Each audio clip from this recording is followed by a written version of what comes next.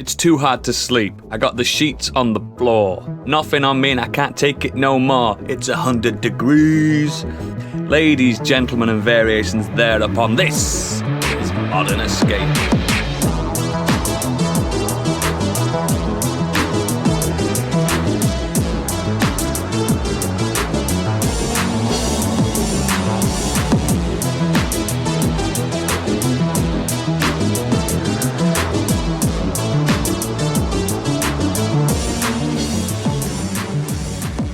Hello, salut, shalom, and bonjour, and welcome to the first of our summer-themed episodes. My name is Factor 500 Oodles, and joining me today is, get ready, back in his day, summer wasn't even invented.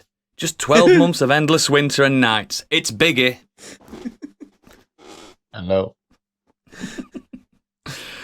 When the ice cream van comes, he can never decide what to buy due to choice paralysis. He usually ends up walking away in a huff. It's Stig. Oh, don't. I'll buy them all. Hello. And he doesn't go abroad because he always says, the beaches of Newcastle are canny enough for me, like, it's Gadget. I don't go abroad because it's hot out there. I don't like the heat. Hello. You like the Newcastle beaches? It's not a beach in Newcastle. It's fucking North and South Shields, you dickhead. I don't know. And Candy is off again, the lazy cow. She's using them holiday days up rapidly, but she'll be back very soon. Before we get into the show, please consider becoming one of our sexy and incredibly cool patrons to help us divide and conquer the podcasting world. Details are in our show notes, but mainly check out our website, modernescapism.co.uk, for more exquisite content and links to everything we do.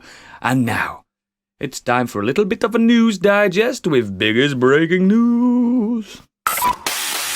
You may already know, but he doesn't, because it's time for Biggie's breaking news. That's right, bringing you the breaking news as it happened at some point during the week. So, first things that come up is Taika Waititi jokes about his Star Wars movie revolving around Jar Jar Binks. He joked that, I'm not going to ruin Star Wars. No, I'm not. What if I was like, yeah, I'm going to give you the Jar Jar Binks story? Because he's got his own Star Wars movie coming out, but there's literally nothing about it at the moment. Definitely interested to see what he comes up with, because he did 2 or 3 episodes of Mandalorian, is it? He did 2. He did the 2. last 2, I think, of the first series. And you could definitely tell as well, there's little jokes in there, like the stormtroopers missing the can. He did voice a few characters as well, didn't he? Yeah.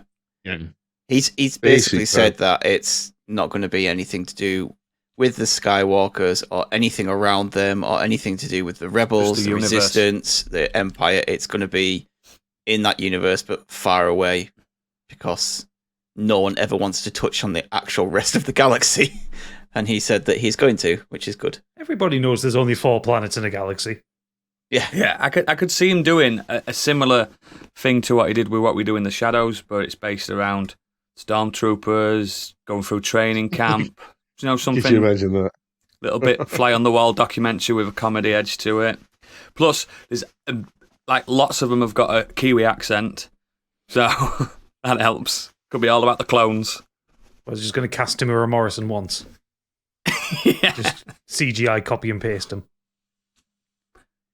I think imagine Matt Berry as a Sith Lord. Yeah.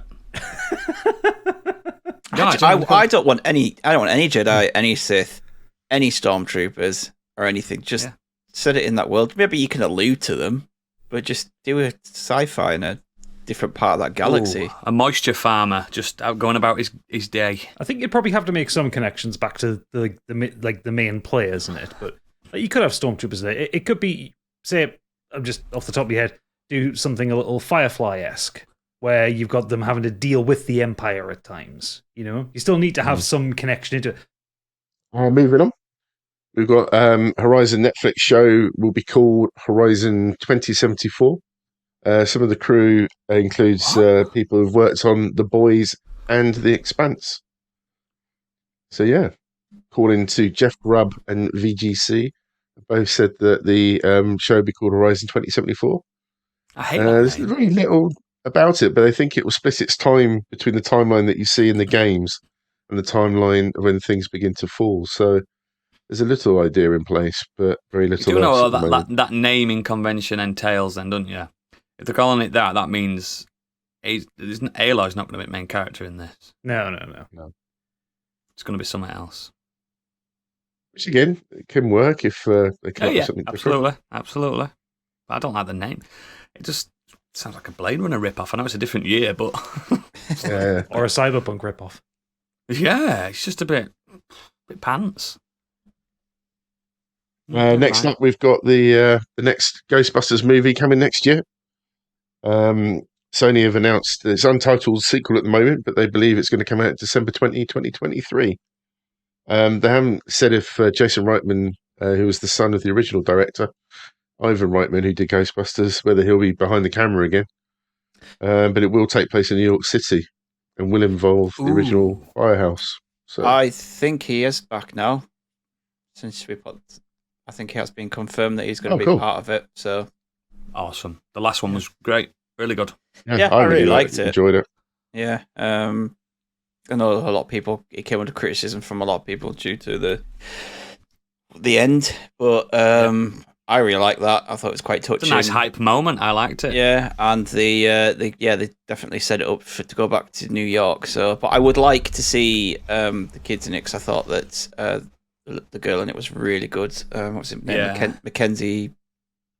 I forget her second name, but I thought she was brilliant. So I'd like to see her in the film. Yeah, a little podcast, and Finn Wolfhard's in it, isn't he? Podcast I could give or take. Finn Wolfhard, they'd like to give him something to actually do. Actually do, yeah, rather than swoon over girls all the time. That's his fucking job, isn't it, lately? But yeah, I'm not going to spoil the ending, but I saw people online, it's not believable, that ending. I'm like, the film's about ghosts. It can do what it wants. Oh, actually, I would like to see more ghosts. That is one thing that it really lacked. It didn't have many, did it? No. Talking further, more adaptions. There's apparently a Fallout TV adaptation on its way. Now you said TV, I'm happy with that. With Carl McLaughlin, Zelia Mendez-Jones, and Aaron Moten so far. No further details have been given about who's playing what roles, etc. According to Variety. Carl McLaughlin is playing a bad guy. I'm calling it right now. He's obviously from Twin Peaks, for those who may not remember who he is. I love him, though. Desperate Housewives. He's actually from Flintstones the movie. It was revealed ages ago as well that Walter Goggins is going to be one of the lead characters in it. Yeah. And he may be playing a ghoul. Yeah. He's going to be a ghoul. Walton Goggins looks like a ghoul, and he could pull it off. Walton Goggins. I love him. I think he's brilliant. So yeah, I'm down for that being a TV show. Take your time, expand the universe, tongue in cheek, but not too tongue in cheek. They can put. I'm currently playing Fallout 4 at the moment. I'm guessing with technology for TV these days, you can get the special effects. They can create enough of the world to look that way, can't they? I mean, of course they can. Most of it will be inside anyway, in vaults and stuff. I'm bang up for it. And in fact, that's probably a good point, actually. I imagine it would be a lot of that, and they can just occasionally show the outside, when they need to. It would save them money, wouldn't it? As long as we've got Vault Boys and stuff like that. Yeah. Cool way. I bet you now that it's not anything to do with like Fallout post, like nuclear fallout. It'll be like the lead up to it. I don't want that. I know, just these TV shows like, let's look at what happened to the world to get us to this point. It's like, no. Let's just do what people are fans of. Yeah? I'm happy with the first episode being that. The first episode being the lead up. That's it. Yeah, that'd be fun. Because bear in mind, the beginning of those games, it's 1950s and stuff, isn't it? You've got the door salesman, haven't you? Selling the vault. It's not 1950s. They all look 1950s, don't they? They all look. It's retrofuturism. It's something like 2077 or something like that. Yeah. And then the bombs drop, but everything's like gone with it as in the 1950s. It all gone nuclear and like you have radioactive cars and shit like that. Yeah, it's retrofuturism, but it is technically always in the future. Yeah. Next. Sadly, we lost the PlayStation Dreamcast creator, Bernie Stolar, passed away. He was the person behind the PlayStation Dreamcast. He served as the president and chief operating officer at Sega of America, during which time he oversaw the development of the Dreamcast. And prior to his time at Sega America, he was the executive vice president at Sony Computer Entertainment, which saw him overlooking the franchises Crash Bandicoot, Ridge Racer, Oddworld, and Spyro. So, yeah, very sad. I mean, the Dreamcast didn't do much for me in my life, but the PlayStation absolutely changed my life. Massive for me growing up. Just, what a sad loss. And a bit of lighter news. The Galahorn from Destiny, the rocket launcher, is available to pre-order, but it's made by Nerf. You can order it. Now, this is weird. You can pre-order this, and they begin on July the 7th. So, when's that out? It's on Thursday, right? The day of the pod? Yeah. Is that how time works? Yes, that's how time at works. 10 a.m. But existing Galahorn owners get dibs. So if you want to do this, you need to unlock it in-game in the Destiny 2 Bungie 30th anniversary pack before July the 7th. And if you do that, then you can get into a virtual waiting room for your purchase. So you've got just over a week to do it. Got this expensive toy you can pre-order, but you need to pay money into our game first or grind it out for 3 weeks. You either have to have a good PC, a good console, the game. I know it's free, the game's free now, but that's just, I hate that. There's too many barriers. If you want to buy it, it's $185. Sell it in Toys R Us. I can't even sell it in Toys R Us anymore. I don't exist. God. The only thing I will say is it does look awesome. Yeah, it looks and I can imagine brilliant. Cosplayers getting hold of one and then obviously painting it and making it look like the one in the game. Yeah, that's where the real money's going to come in from that. Yeah. They'll resell them on fully decked out Galahorn. Because I remember using that in Destiny 2. I like it as a rocket launcher, but I wasn't a rocket launcher guy. Didn't really. They've also claimed that when you reload, like it does in the game, the entire top housing of the blaster itself shifts forward, opens the loading bay like it does, and then you can pop in the shells, which are obviously the Nerf darts, and it fires multiple darts at once. Imagine if it could have a Nerf shell and it was like as big as like a Subway sandwich. Just fucking flinging through a house. Knocking your kid out. That. Yeah, fucking hard to do.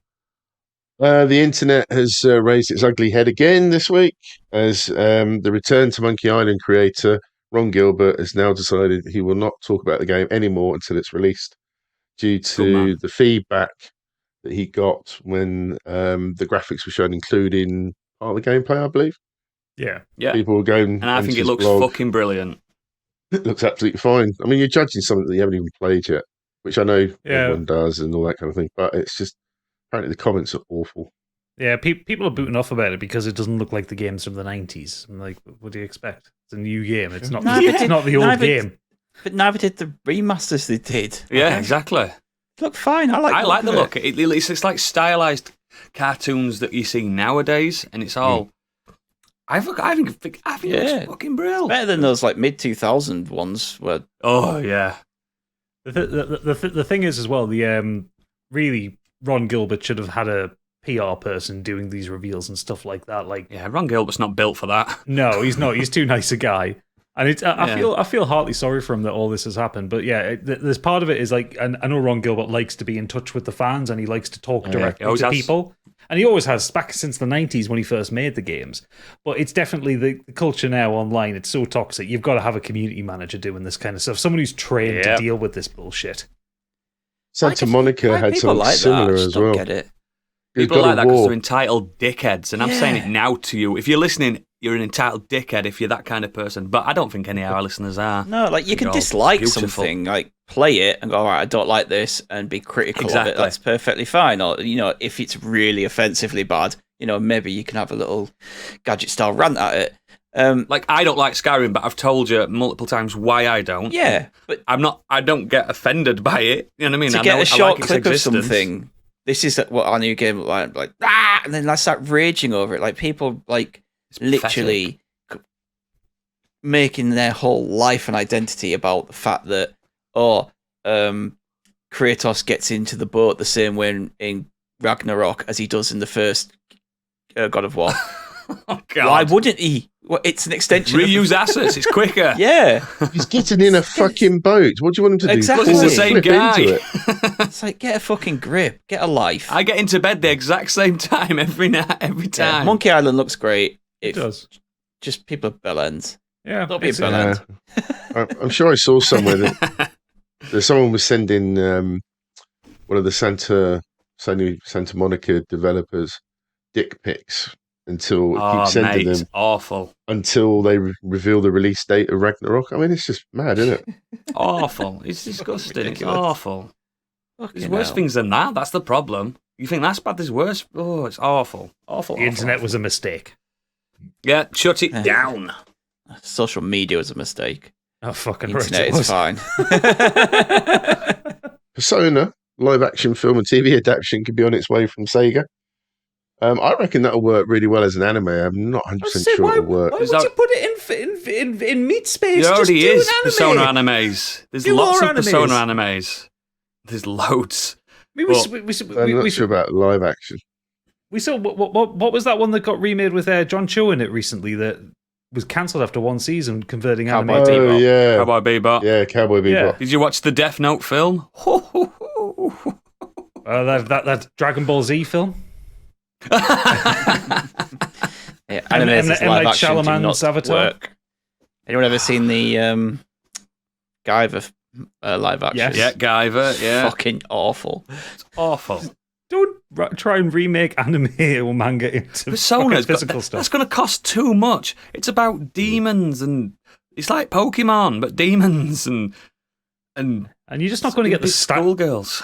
You're not going to get the style of the Persona games with physical people because Not a chance. the art. I mean, the art style is what sells most of it, and most of them are impossibly proportioned. They're all super skinny and like 18 foot tall. Yeah. And then they're going to do the things that the games do, like ripping the faces off to get to transform or shooting themselves in the head to like Yeah. do the special attack. I don't think they're going to do that in a live action. It's not now. Stupid. the Nazi atmosphere. Look at me moaning like one of those Twitter guys, but I'm not angry. I'm not angry. I'll just give you that. I'm not angry. I just think it's The daft. soundtrack will be banging though, won't it? Well, no, because It helps a bit. that composer's not working on Persona stuff anymore. No. Oh, is he not? Oh, No, he's okay. going to have to do something else. So We're going to see loads of Sega stuff, by the way. They've full. If you watch the Sonic films, they have like proper like Yeah. Sega productions open. It's pretty Yeah. cool actually. Like when you watch it, you see all these clips of old like Streets of Rage and Sonic and all these old games popping up, and I quite like that. But yeah, they've already talked about Streets of Rage film or TV show. Haven't That's they? more doable though. Fighting And film, now this, fighting game. and yeah, you're going to see all kinds of things coming out from Sega in the next. I'm just waiting several years. for Echo the Dolphin. Can see it. That's all I want. That's all I want. Henry Cavill as Mike Hagar. You see it now. And also as Echo the Dolphin. No, that'll be That'd better. be- Cumberbatch, won't it? Chris Pratt. Chris Pratt, yeah, he could be the Dolphin. Golden Axe, guarantee it. Yeah, Oh yeah. yeah. Very quickly, apparently June 2 will now have a release date of November the 17th, 2023, according to Culture Crave on Twitter. Cool. Into That's it. It's nice. It's not far away. It's not far away when you think about it. Take your time. If it gets pushed back, I don't care. Absolutely. I just want it to Take be right. your I want time. it to be Don't right. mind. I don't want it to be too rushed. Take your time. I wish someone else had taken their time doing this. Logan Paul has signed up for WWE. I think it's hilarious.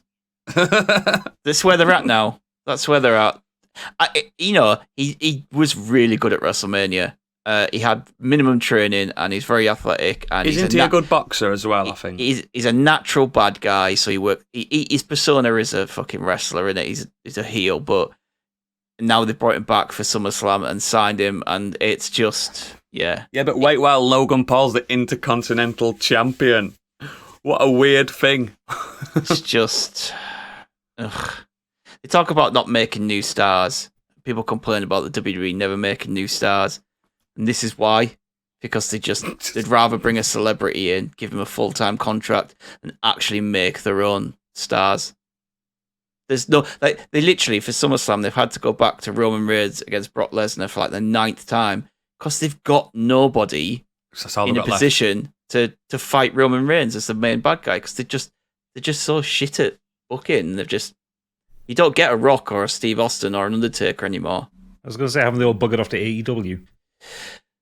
Some of them have, but most of them are retired. But you just don't get the difference is, like this week, a proper mid-card guy won a battle royal to fight the world champion, and instantly it works.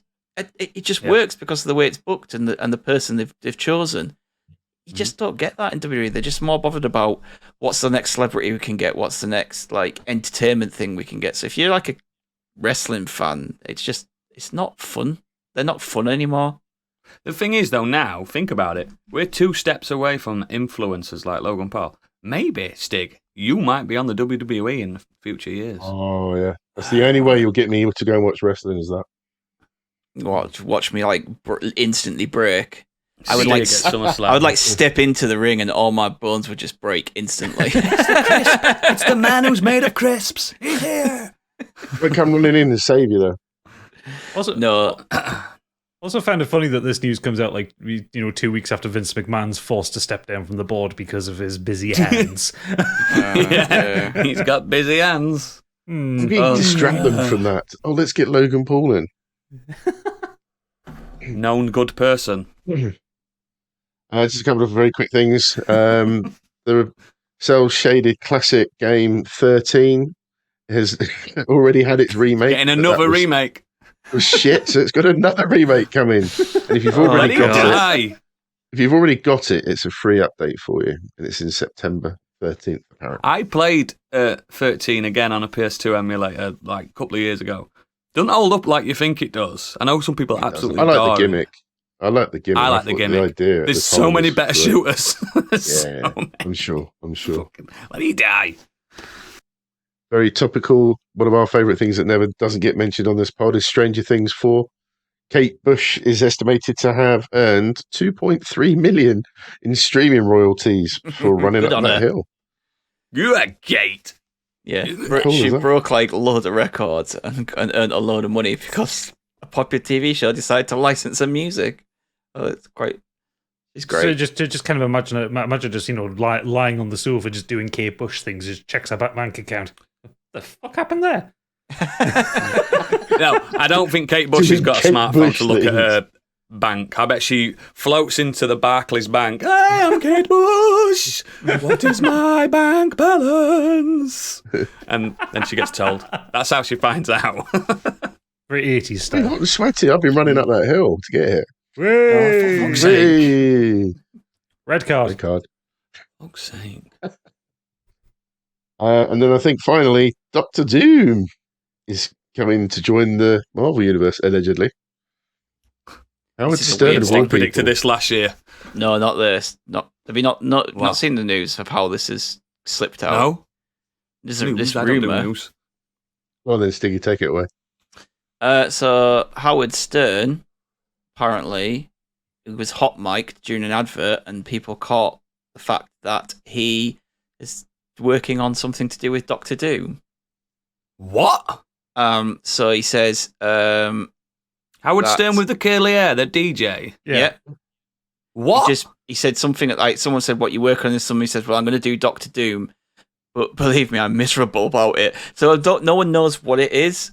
Like he said, he spoke to Robert Downey Jr. about it. There was mention of Kevin Feige in this, and no one knows what it's about. He said he was working on something to do with Doctor Doom. Like, is he going to be the voice of Doctor Doom, or is he just going to appear as himself in Fantastic Four? I hope so. I hope that's just it. Yeah, just a cameo. Oh. Yeah. So it's more of it's a bit of a non-news story, but also like there is something. No, it'll just be a cameo. It'll just be a cameo. And with obviously, Marvel have said that they're doing Comic-Con this year. So in the next few weeks, we are going to get some massive Marvel news because they're doing. We might have to do a separate podcast for that, Stig. Yeah, I'm going to say now that I think they reveal the Fantastic Four on stage. I think they bring out the four that they've cast for the Fantastic Four. I know it's going to be. And they're going to push, and they're going to push, potentially give us a release date for any X-Men. I don't think, because there's been rumours this week that Taron Egerton might play Wolverine. Okay. I don't think they're going to reveal anything other than He's short enough. X-Men is coming, or Avengers is coming, like the next Avengers. I think the next Avengers might be. Do you know what? I have no idea where this phase is going, to be honest. I'm not even going to take a guess. I don't think we'll get an Avengers this phase. It could be next phase. No, not this phase. I mean, like the way that this phase is going, the way that the following stuff. I don't generally have any idea. It's a weird one. I think it's a weird mid-transition phase. I saw a mock-up, I guess, of IGN had put up, I think, of John Krasinski as Reed Richards dressed up in the outfit. Imagine seeing that. I think that would be a terrible idea. It's not a mock-up, is it? No, it's not a mock-up. No. Sorry, listeners. It's not a mock-up.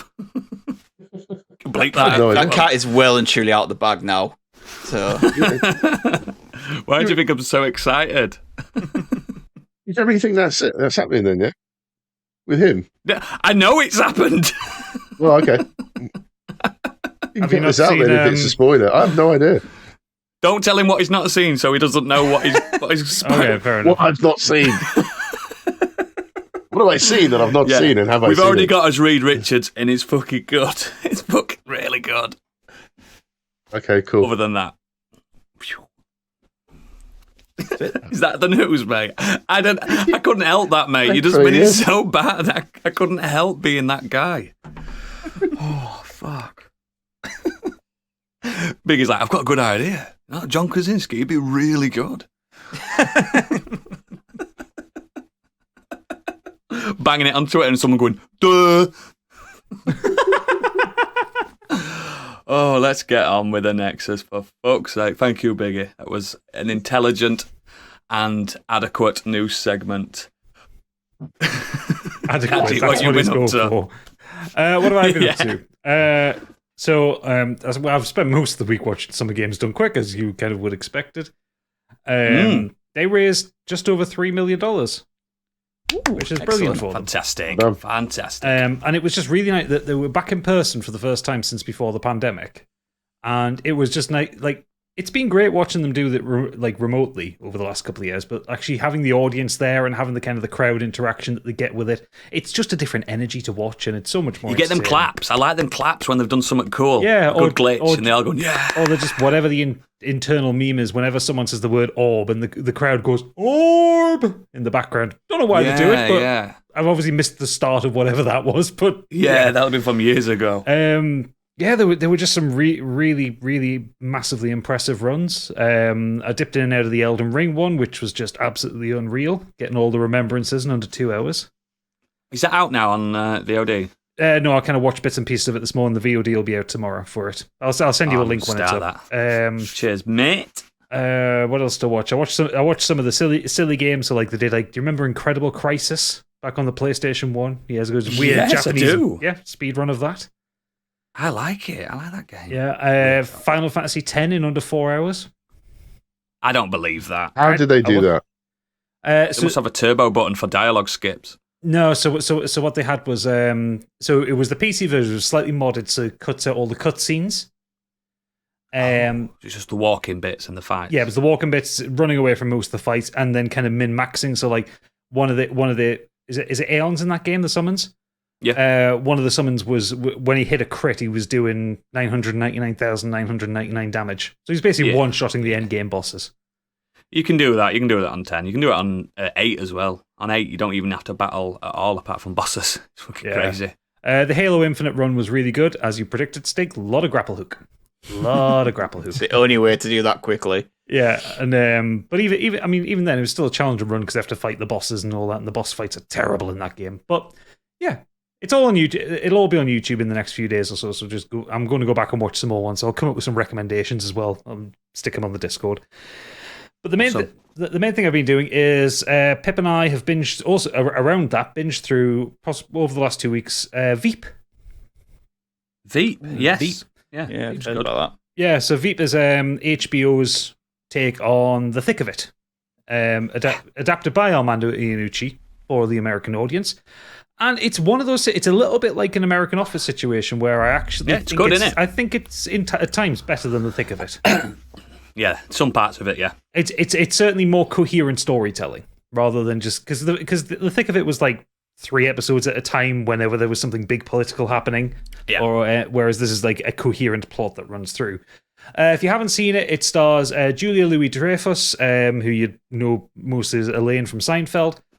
Playing Selina Meyer, the Vice President of the United States, as it starts.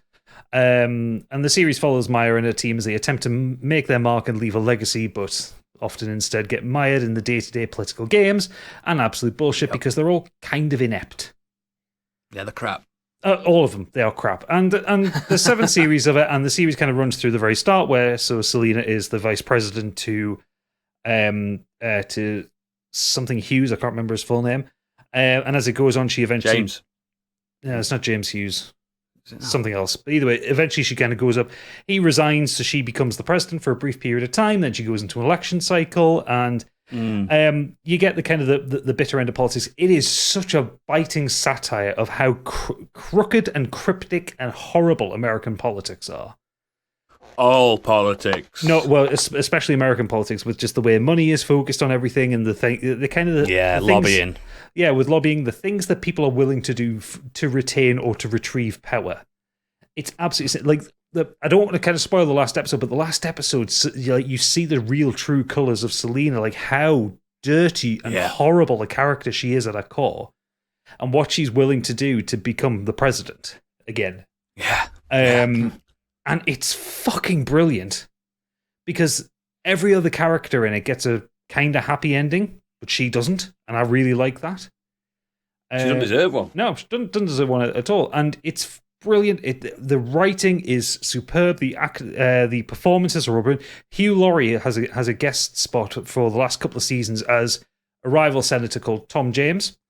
And he's put his house accent on again, so he's gone American again. But he's fucking brilliant. He's so funny. It's pure house, though, isn't it? Oh, absolutely. He only has one American accent. Yeah, and that's house. Yeah. Is there a creative swearing like the thick of it though? Well, actually, funny you brought that up because I've made a collection of my favorite insults. Yeah, and the thing is, some good ones. Unlike the thick of it, it's not just a Malcolm Tucker character throwing these insults out. There's about 6 characters throughout the whole thing which will throw the most creative sweary insults out there. Yep. So, for instance, we'll start off low here. You know you're about as annoying as a condom filled with fire ants. What are you laughing about, Jolly Green Jizz Face? This one was one of the characters, one of the characters taking the piss out of this character's new car. And he says, "Like your mum, it's been previously loved and paid for by a couple of guys." I like that. Your secretary to the vice president. That's like being Garfunkel's roadie. Settle something for me, Jonah. You like to have sex and you like to travel? Then you can fuck off. The next 2 are kind of longer ones, but I fucking love these so much. Imagine something small has crawled up a dead cow's ass, and then that small thing actually dies itself. If that dead thing then farted out a sack of eggs, but each individual egg is a smaller, rotting dead thing, that's how toxic she is. Great show. I love this one. You're not even a man. You're like an early draft of a man, where they just sketched out a giant mangled skeleton, but they didn't have the time to add details like pigment or self-respect. You're Frankenstein's monster if his monster was entirely made out of dead dicks. That's fucking brilliant. And the last one, I think this is actually from the first episode. This is something Selina says. It says, "That's like trying to use a croissant as a fucking dildo. Let me be more clear. It doesn't do the job and it makes a fucking mess." So yeah, the writing in it's absolutely stellar. There's some fucking wonderful insults in it. So the last season 7, came out in 2020. So it was obviously filmed just before the pandemic. There is so much kind of like stuff kind of turning and swirling around kind of Trumpism. There are characters that actually just repeat things that Trump had said. It kind of one of the episodes was going to get banned in America at one point, but they lobbied against it getting banned and stuff. There's a lot of shit behind it. Yeah, they managed to encapsulate just how toxic American politics can be in a way that's actually still funny to watch, but is also kind of horrifying.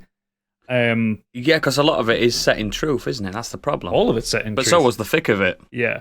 So I would hardly recommend everybody watches it. I think it's a really funny show. The seasons aren't short. Like the first season's 8 episodes, most of them are 10 episodes. The last season's 7 episodes. So you can rattle through most of it in a day. That's not too bad. Yeah, and they're all half-an-hour episodes as well. But it's just really funny, and you will cry laughing at some parts. There are some insults that come out that made me kind of choke on me drink. I really think it's fucking brilliant. So you can ask for. Yeah, it's and Julia Louis-Dreyfus, she is absolutely fantastic as Selena because she's good. She has that politician smile, where she's having that smile, but behind her eyes you can see she's thinking, "What the fuck am I doing here?" Which she frequently also says as well. Unrested bitch faces. I've heard it's been known as. Yeah, that's what I've been doing. Watch Veep. Yeah, it's worth of your time. I did watch In the Loop recently. Actually, got added to Netflix. I finally caught up and watched that one. I haven't seen that yet. Yeah, it's on Netflix at the moment. So it's good. Interestingly enough, for whatever reason, I did look up that guy's name, Mr. Hughes. I cannot believe you forgot his first name. You talk to one every week. Oh, is it Stuart? Oh, it's a Stuart. Yep. Oh, Stuart. To be fair, most of the time he's referred to as Hughes or the President. So you don't very often hear his first name. It's not often you get a Stuart in a something. Actually, yeah, you're right. But watch Stuart Little. That and Stewie Griffin. That's about it. Is his name actually Stuart? It is, isn't it? Yeah. Yeah. Cool. Me now. Moving on to me.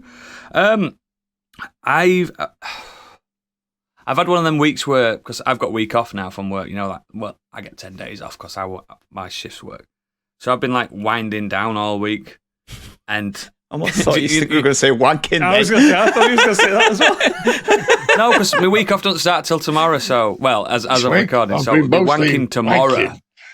Wanking's tomorrow. I'm not reviewing my wanks because they're all 10 out of 10s anyway. We know this. We know this.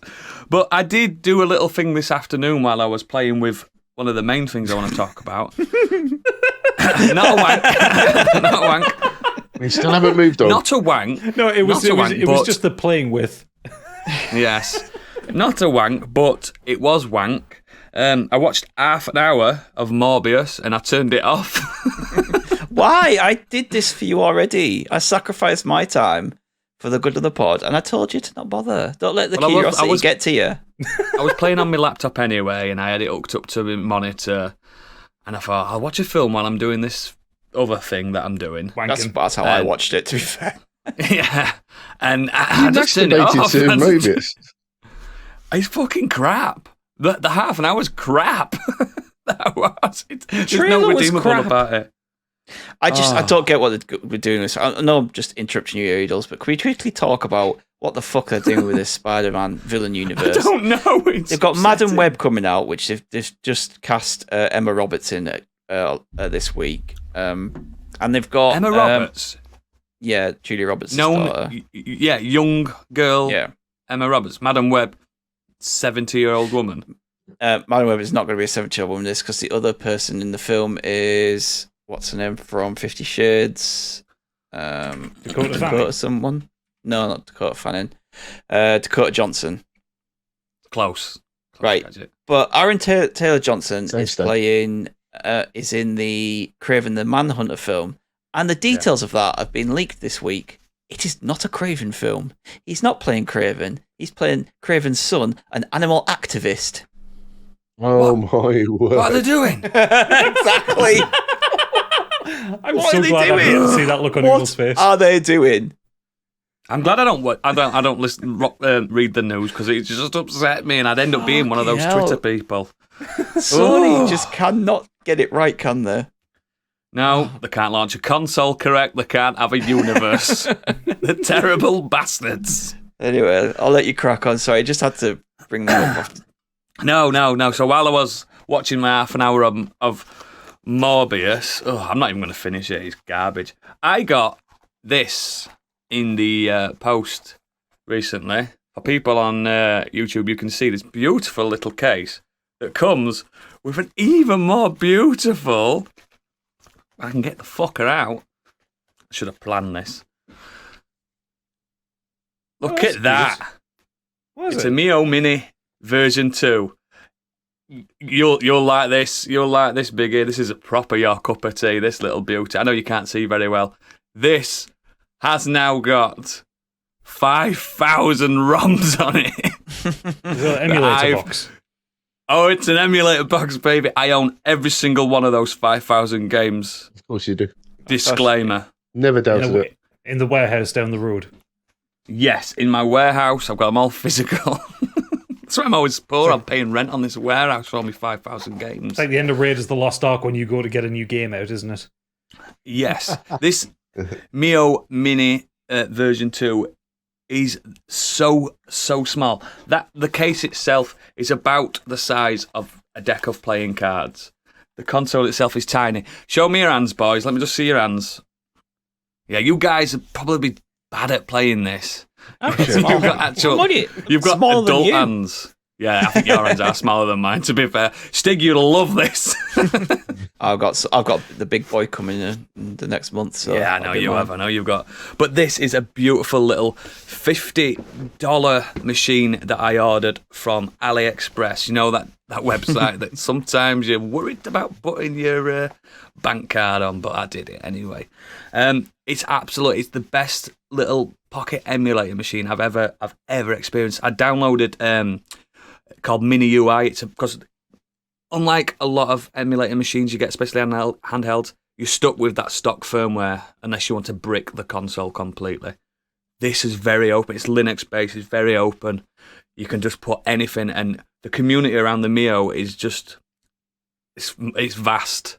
If you like a community of nerds cracking things, this is for you. And they've made this Mini UI, and it's sensational. It can play games I never thought I could play on something so small. The screen is gorgeous. I won't show you here because you won't be able to see it, but it's super bright. The viewing angles are fantastic. It plays anything up to PlayStation 1, and it plays all PlayStation 1 games perfectly. What's the screen? Is it OLED? I don't think it's OLED, but it fucking looks very close. I don't think it's quite OLED. It's just stunning. And the aspect ratio of it is fantastic. It's got L2, R2, R1 on the back as well. It is very small. And me showing you on screen is not doing it justice. It's tiny. It's for little man hands that me and Stig have got. But if you can, I believe I think they're doing a bigger version coming out very soon. It's going to be worth it if you're into this guy. I know you, Biggie. You're foaming at the gums for something. Bring it like to the meet. I'll check it out. Yeah. I will. This is gonna do you know when you think, I'm going to take my Switch because I'm going somewhere, but I'm going to have time to play games. I don't need to take my Switch anymore. I've got this. And even in the case, that will fit in my skinny jeans. It's fucking incredible. I know people say, well, you can have all these emulators on your phone. I don't like touchscreens. Don't like them. Awful things. It's stunning. It's absolutely stunning. I can't recommend it enough. Now, let me just tell you now. Obviously, if you got it in certain countries, you would get it fully loaded with a SD card, fully install the games. If you get it imported to Britain, you don't. That gets taken off. So you have to do it yourself. But if you know anything about it, if I can do it while watching half an hour of Morbius, you can do it. What's the battery life like for it? I haven't charged it since I've got it. I think I've played about 6 hours of it, and it's on 49%. Oh. So fucking good. And I've been playing PlayStation games, which is obviously the most intense you can get on that. It also accepts like PC Engine stuff and ROM hacks and stuff that doesn't need an emulator. That's just a file. You know what I mean? So you can play like Ultra Doom. That's super ROM hack that they did that makes it look like It's Doom controls, but it's in Doom 3 backgrounds and stuff. It's fucking weird. But it's fucking lovely. It ain't got an analog stick on it, so if you're into your racing games and stuff like that, it might be a bit annoying. Back to the old D-pad, but the physical buttons are stunning. Everything's, I love it. I adore it. Best $50 I've ever spent. And it was with vouchers. So, again, love it. If you save up enough vouchers from your emails, guys, when you get all them vouchers sent in emails, I fucking love it. But yeah, I think the main thing I should talk about really is Stranger Things, the end. It's all done. Well, the for series now. For now, yeah. For now. Who's watched it here? I've seen the new episode of one, not the last one. That you mean the 2.5 hour epic? Yeah. Why is it 2.5 hours?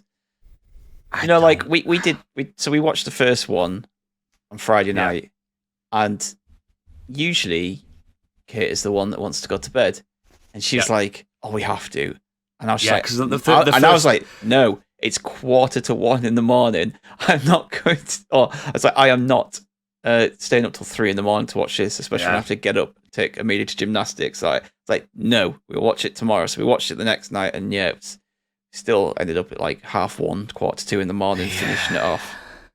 Do you know what? I know we were talking in the green room before we started. The other green room, we've got 2 green rooms. So posh. Yeah. And there was a lot of people online have been a bit negative on the, especially the last episode. I don't know where that negativity is coming from. Nah, me either. I loved it. It's not even hype or anything like, because it was quite subdued of a final episode if you think about it, Stig. The mid-season finale was more epic than the last episode. Yeah. It was for a reason. It was subject. There's reasons. I think it's masterfully done. I can't fault anything about it. No, I've got no faults with it at all. I loved it. I thought it was great. There's spoiler things I don't want to get into, which I can't get into, but which I could say I did or didn't like. But the whole series, I thought, like, I like season 3, but season 3, I think a lot of people see it as probably the weakest one. But I think they just knocked it out of the park. I think the kids have matured so much, and there's bits in that finale. I just thought, wow, like you could just see how much they've come on as actors. There's like one scene in particular. It's weird when you watch a show. Amazing. Every single one of those kids could grow up to become a proper star. They're stars. You know what I mean? Yeah, I don't think it's a weak link in them. Like sometimes you might start off with a bunch of kids, and then realise the further you get in, one of these is a bit shit and a weak link. Yeah, I don't think you get that with these. I saw someone on Twitter saying, "Oh, there's too many tropes on this, too many 80s tropes." I'm like, "Are you fucking insane? The whole thing is a homage to 80s." Yeah. What a stupid argument to have. I didn't want these tropes. I didn't want it to be predictable. It wasn't predictable. A lot of people want this mega twist in everything they watch nowadays. Stranger Things doesn't have a mega twist. It doesn't need it. It's just a simple. There is twists in it, but it's not a mega twist. It's not like revelations that'll blow you away and you have to pause it and come back in half an hour's time because you're getting your breath back. It's just proper good homage to films that I loved in my youth. And I think it's spellbinding. It's best thing that Netflix does, really, I think. It's up there anyway. But yeah, that's my main thing. Obviously I can't talk too much because it's all plot heavy. It's just fucking fantastic. If you're not watching Stranger Things, get on it. Gadget. Get on it.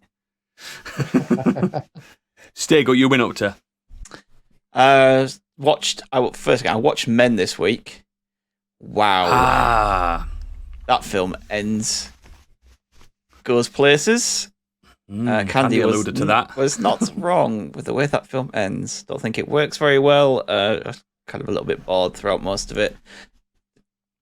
But yeah, it goes from one thing to something completely batshit in the last 20 minutes. Yeah, it's nuts. And I went to the cinema twice this week. First up, went to see Minions. Money I think you went to see this as well, did you, Biggie?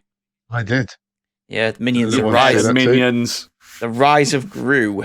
So this is more of a prequel to Despicable Me. This is clearly a Despicable Me 4, but a prequel. But Minions is the more marketable name, so they just called it a Minions film because the plot and everything revolves around Gru, not the Minions. No. Because the last one did it? No, the last one was around the Minions and like. And what kind of creatures they are that were in caveman days or something, weren't Yeah. they? This is a lot better than the first Minions. I really hated the first Minions film. I did not like that. I liked Despicable Me 1 and 2. 3, it wasn't great, but the Minions film, Did you like the first Minion did film not more like. than Morbius? No, I actually give it a lower mark. I just couldn't get on with it because it was so mind Minions. the Minions movie. It was all right. I don't mind the Minions. There's some humor in them. Like they do some stuff in this which did have me laughing out loud. I laughed more than 6 or 7 times, so that's a good thing. But I think in the first one it's just too much, whereas this one it's not all about them. It's got Gru in there doing things as well. It's got other characters in there which worked really well. But yeah, it's about Gru as a young, I think he's like 11, 12-year-old boy, and he wants to join the Vicious Six because one of the members gets kicked out. So they're looking for a 6th member, and they laugh at him because he's a young boy. So he steals one of their this medallion that they've got, and then all kind of hijinks happens because of that. He's not very evil in this because he's the hero. So there's bad guys, and then do you know how like when he's in the start of Despicable Me, he is a bad guy, isn't he? Yeah, He is. He wants evil. to steal the moon, doesn't he? Yeah, whereas this one doesn't. It kind of alludes to him going the evil way, and it starts out with him being a bit sinister, but it also centers him as like a hero of the piece as well. So He wasn't a baddie on the last Despicable Me, was he? He became a goodie. yeah. Or was it on the end of the first one? He became a goodie, didn't he? That was it. I can't remember. It's fucking weird. But yeah, I thought it's much better. I enjoyed it a lot more than the other films. They are actually doing a Despicable Me 4. It's coming out next I'm year, I definitely believe. putting a Minion on our pod art as well. Definitely doing it. No, don't do First that. Minion. Not unless Biggie has anything to add, really. Yeah, I think my daughter Yes, loved it's going it. So, on. I mean, I appreciate that. Like Sticky says, the humour's there mainly for its main target audience, which is obviously the kids, but there's a lot of stuff for the adults to enjoy as well. And the training for the martial arts, the stuff that they learn is really cool. They had Michelle Really, Yeoh really- in as the martial arts. really- Train some minions. Yeah, the minions training to do martial arts was a lot of fun, actually. Yeah. That's awesome. So, I mean, there's definitely a lot of things to make you chuckle. But yeah, it's a absolutely fine kids movie. If you got kids, you want to take them to go and see something, they will appreciate this, and you'll enjoy Have it they as done well. a Minions game yet? Like a proper Minions game? Only mobile stuff, I think, isn't it? That's those stupid. You'd expect a proper game like Crash Bandicoot style or something like that. Don't put that out Spyro into the the Dragon. universe. They'll make it. I People don't like collectathons. Minion Rush running game. Yeah, it's That's a on phone, innit? mobile game. Yeah. Yeah, that's about it. Get it out there. I think Naughty Dog could do it. Minions in like a Gritty the remake. Last of Us like style, like apocalyptic world. Yeah, I think so. Yeah, no, it was enjoyable enough. I didn't hate it. It was a lot, like I said, a lot better than the first one, which I really didn't get on with. That's a good start. That's a good sign though for the franchise, isn't it? If they're improving, perfect. Yeah, Maybe one day they'll bring out that poignant Minions film that just gets that Pixar magic that you want. And weirdly, Steve Carell did the voice of Gru, even though he's 11, 12-year-old boy. They've probably made his voice lower with. yeah, it just This made it is- more squeaky. It does have some really good, like actual, like voice artists in there as well. I think Alan Arkin is in it. Oh God, I put myself on the spot here, haven't I? Yeah, I think I saw the trailer to this when I went to see Sonic 2. It has So it has Alan Arkin, it has Julie Andrews, Michelle Yeoh, Dolph Lundgren, Danny Trejo, Lucy Lawless, Will Arnett, Steve Coogan, so John DiMaggio. So there's quite a lot of like big names in there. Nearly all of those names have played bad guys. Most of these are the bad guys. Yeah, do you reckon that's a specific choice? That's clever. Yeah. The vicious mental characters, anyway. Very funny.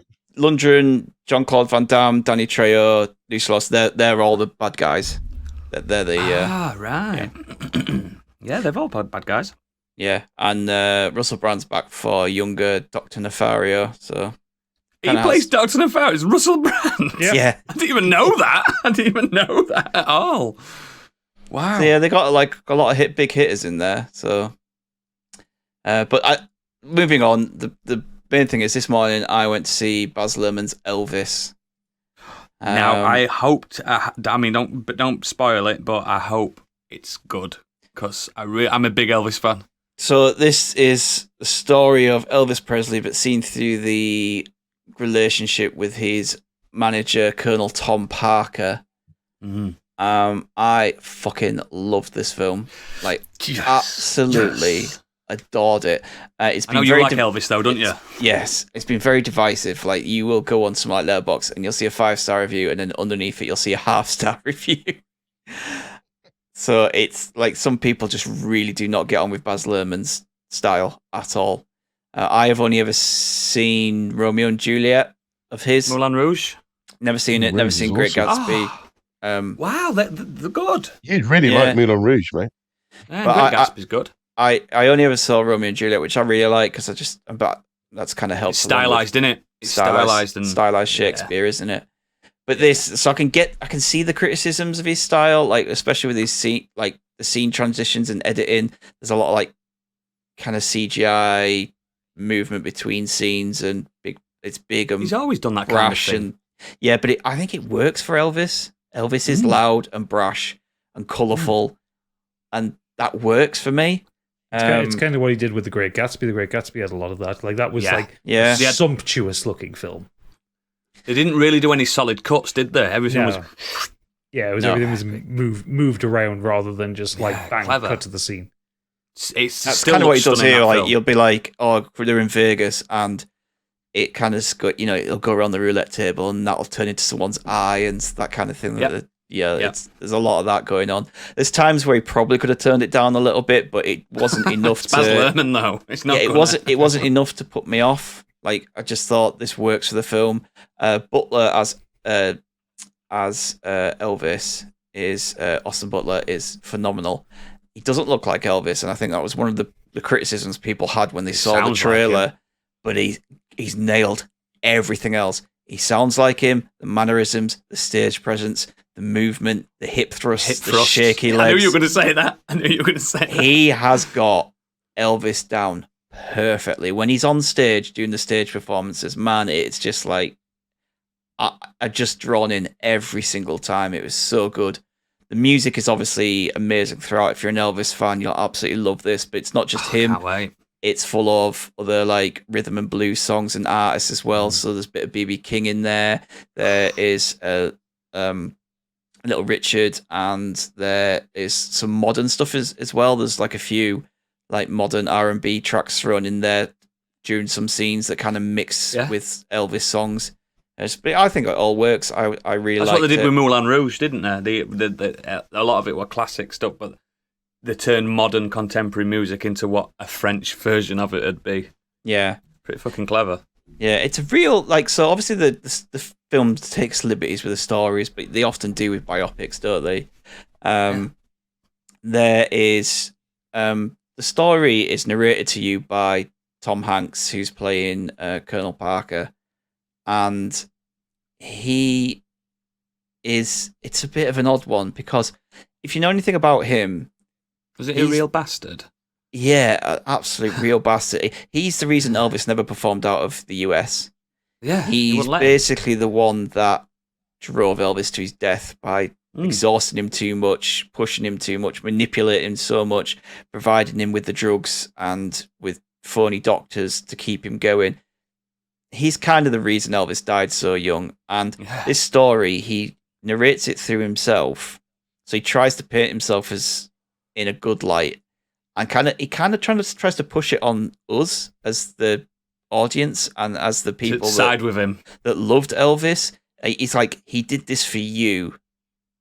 Do you know what I mean? Like, it's that kind of maybe thing. That's deliberate, though. Yeah, so it's really odd. But there are scenes, obviously, where you are just away with Elvis, away from the Colonel. So it's not just about what he knows and what he saw, but he does narrate it and he does kind of fill in some of the blanks. But it's done in a way where he's trying to justify what he did, but it's not Baz Luhrmann trying to justify what the Colonel did. It's kind of the character is trying to justify it, but it works really well. Like, Tom Hanks is brilliant in it. He's just odd. Have you ever watched a film where you hate Tom Hanks? Wrote a petition? Cloud Atlas. No, but like, was he? I've not seen Cloud Atlas, but this genuinely makes you. He's a character you hate. You come away. It's an odd feeling to hate Tom Hanks.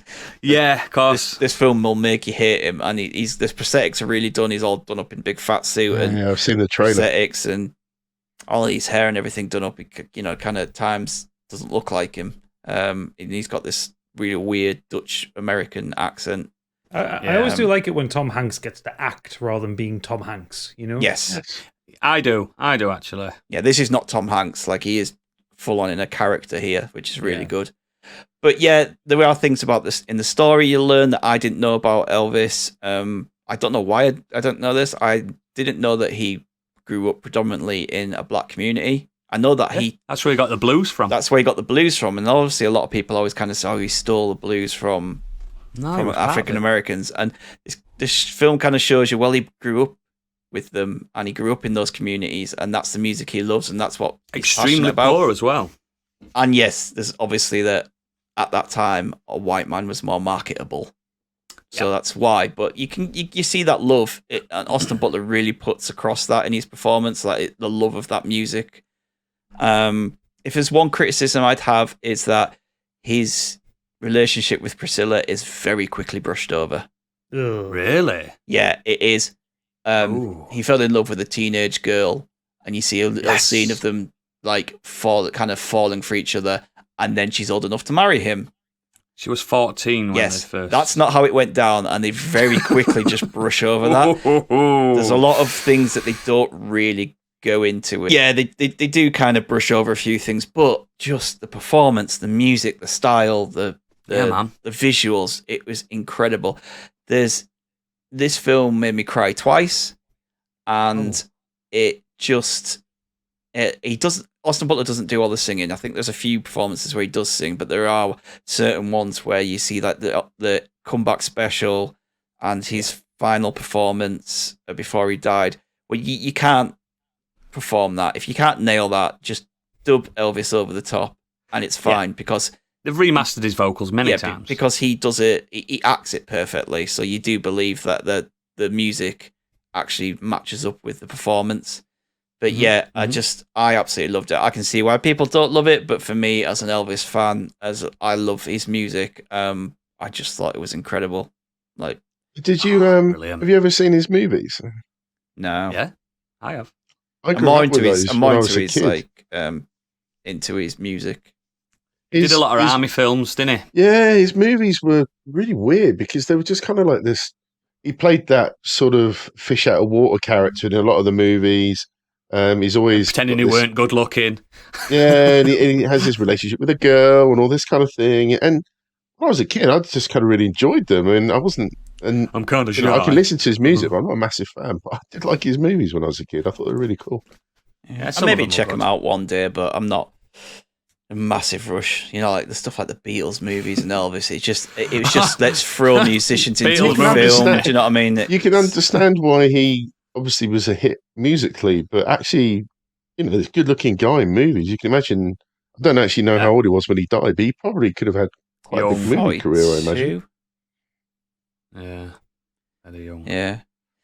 Well, the thing is with it, I mean, the film does touch on his movie career, and he kind of was a big movie star and then faded out because people didn't like those films anymore.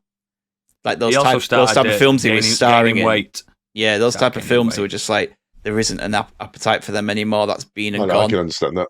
Yeah. So he just and that's where the comeback special comes into it. The whole thing around that is just it's been years, hasn't it? It's amazing, really. The first time he sings "If I Can Dream," it's just even in the film, it's just loved it. Right, we're going to have to be quickly there. Biggie, what you been doing this week? Hopefully it's been one of those bigger weeks where you've been doing fuck all. Well, we've already spoken about Minions. So, the only other thing I did was watch a comedian that's on Netflix called Joe Coy. He's half white, half Filipino. So my wife put it on. I have seen clips of him. Sitting down watching it as well. Very funny guy. His father was... US Air Force stationed in the Philippines, met his mum, who's a Filipina. Then they went to America.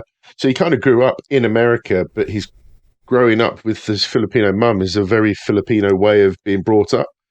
Yep. So my wife absolutely thought it was hysterical. And he obviously does his acting American, but he's trending big style on TikTok, mate. He does this incredible bit about accents where he picks on other Asian accents because he can do that. I'm not going to do it, but he was fantastic. He's very crude as well, and isn't afraid to touch any subject.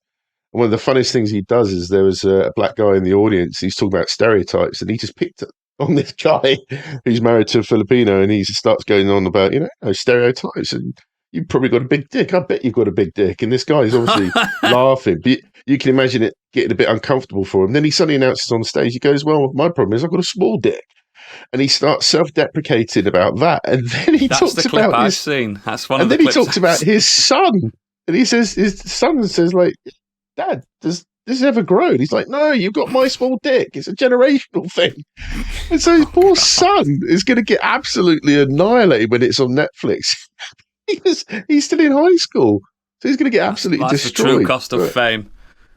But it was funny. His whole skit about that is hilarious. But he pokes fun at accents. He's fantastic, very very funny. He's got 2 live shows that he's done, which are really worth watching. And then there's another one where he hosts it, but it's more like I've brought special guests, and they come on, and there's a bit of break dancing and the comedy and stuff.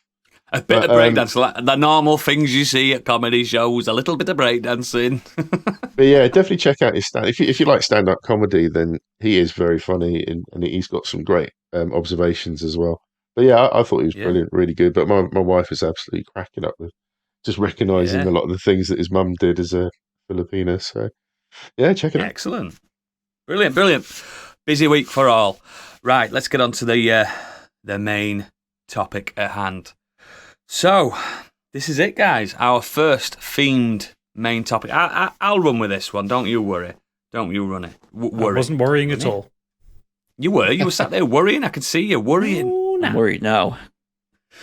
Because what we're doing summer theme for the next 3 episodes after this. And we're going to start, and this was Stig's idea, and it's perfect. It encapsulates everything. What I think about with summer, it's summer blockbusters. I know people think summer, you'd be outside. When I were growing up, summer was getting into that aircon cinema. Oh yeah, and fucking and get escaping the sun. I am a vampire after all. So we're gonna do summer blockbusters. I think it's going to be a very largely positive roundtable by the looks of things, and we're going to start with Gadget, the man who does love a cinema. I do love a cinema. And the one I'm going to talk about is actually one of the first summer blockbusters I went to see in the cinema. Because I didn't get to go to the cinema much when I was a kid, but it was a thing that birthdays and that kind of thing that treat. Yeah, mum and dad would take us. But I remember there was one summer. I think my brother was away. My brother was away somewhere with a friend. So my parents took us to see this one. I was 10 when this came out. 10? Yeah, I was 10 when this came out.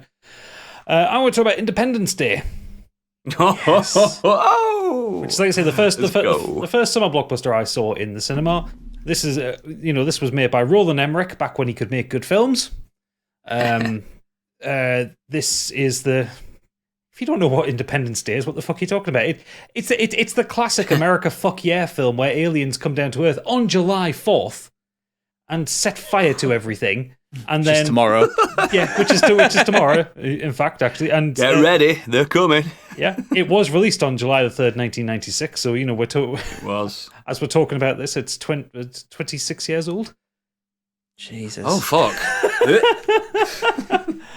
Feel old. But yeah, aliens come down just in time for Independence Day, take over the world. America, as usual, has to save the day.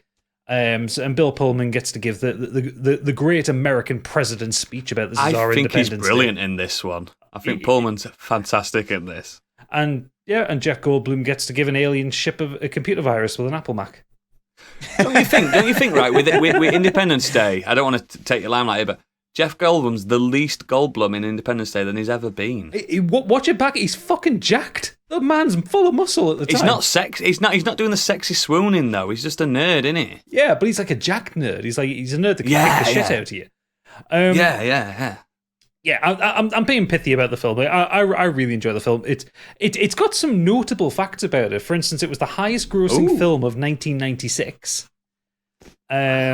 Which was also hang on, where I just seen it on the Wikipedia. Is that a year before Titanic as well? So Independence Day, highest grossing film 1996, beating other blockbusters such as Twister, Scream, good film, Space Jam, film, Mission Impossible, good film, The Hunchback of Notre Dame, film, Eraser, film, and The Rock. Good film. Yeah, it beat all of those films. It broke the record for because Independence Day that year was on a Friday. Yeah. They released it on a Thursday so that it could be out in time for people to. They love that, don't they, for charts and stuff as well. Yeah. So this was the highest grossing Thursday of any film, which wouldn't be beaten until 2002 by Attack of the Clones, of all things. What the worst film ever made? One of. I mean, bear in mind, this is 1996. It earned 104 million in its open week. That's fucking huge. It's absolutely fucking nuts for the time. It beats Terminator 2's record for scoring the largest 5-day gross of any film. Wow. So, this did massive numbers. I remember it being huge when I was younger. It was like this. The marketing campaign was massive.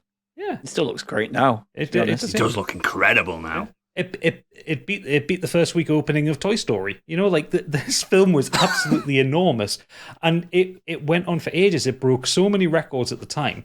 And for me, this is I know there have been blockbusters before this. Blockbusters, I think that had gone back to the kind of the 70s and that. But for me, this one's the first one where it's kind of you get blockbusters as you get them now, where they become these big summer event films that hit all the marketing. This had fucking toys. It had a PlayStation game, which by all accounts was fucking terrible. It's not good. The reason why I pointed out that Jeff Goldblum used an Apple Mac is because Apple did a promotion saying this laptop saves the world for the PowerBook at the time. Which I remember seeing that advert in PowerBook weren't terrible. No, it was good, but that's that's the first time I'd seen kind of corporations advertising around a film like that. Yeah. Wow. And the thing is, in the grand scheme of things, it's not the greatest film in the world. Will Smith is fine. He's doing the Will Smith thing in it.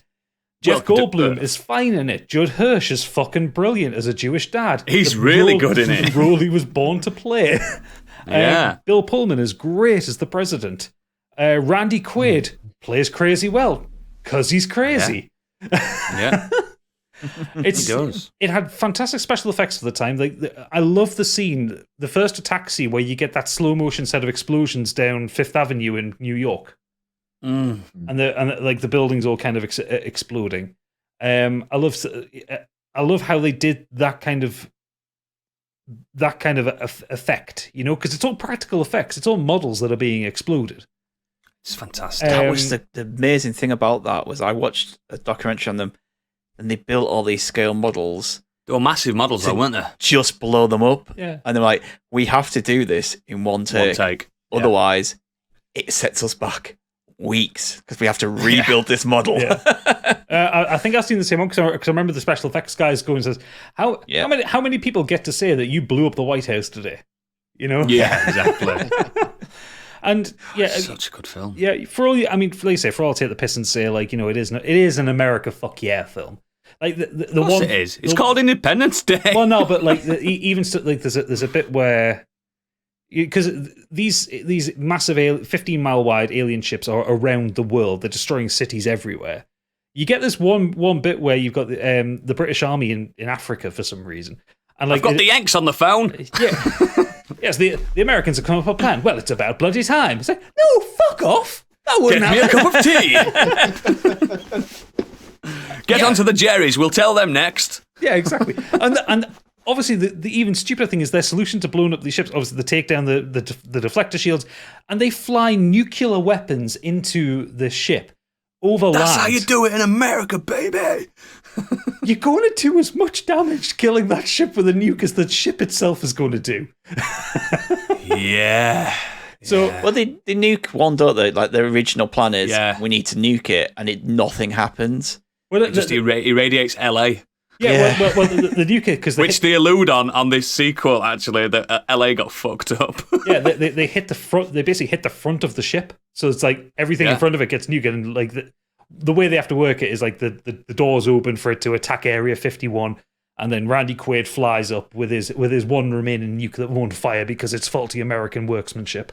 I'm back. Yeah. I think, like I say, it's a really fucking entertaining bullshit film. I really like it. That's what I like about it. There's no subtlety to it. There's no nuance to the film. It's just a good popcorn blockbuster. And the last thing I'll say on it as well, the awards, like it won an Oscar for Best Visual Effects, which it absolutely thoroughly deserved. Got nominated for loads of other awards, like the Saturn Awards, Kids' Choice Awards, MTV Movie Awards. But looking on the Wikipedia, my favourite thing is so Universe Readers' Choice Awards won Best Writing. Mm-hmm. Next line down, Golden Raspberry Awards, Worst Written Film of 1996. I don't think it's written very well at all. Well, Will Smith's there's a few moments of like, oh, that's a nice bit of prose, but other than that, there's nothing major in it. But do you know who was up before Will Smith for the role of Stephen Hiller? No, Ethan Hawke. Oh, that would have been a very different film. Yeah. And he got Will Smith is perfect for that role. He got the script and rejected it because he said it's one of the worst things I've ever read. He's notoriously picky though, Ethan Hawke. Oh yeah, but I just thought that was a nice, funny little fact. So, he would have been more of a household name if he'd have done it as well. Yeah. Well, welcome to Earth. Yeah, it also ushered in like blockbusters being disaster films. This was 1996, so 1997 you got Dante's Peak and Volcano. 1998 you got Deep Impact and Armageddon. Yeah. Then obviously Emmerich went on to do Day After Tomorrow in 2012 and White House Down. So it's just Olympus Has Fallen. Yeah, disaster films being the blockbusters kind of came from this one. After you had that run of the ones in the 70s of like Towering Inferno and the Poseidon Adventure and stuff like that. Yeah.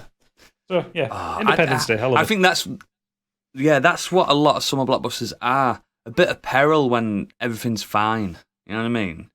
You're getting took away for an hour and a half or 2 hours, and at the end, most of them just yay. Do you know what I mean?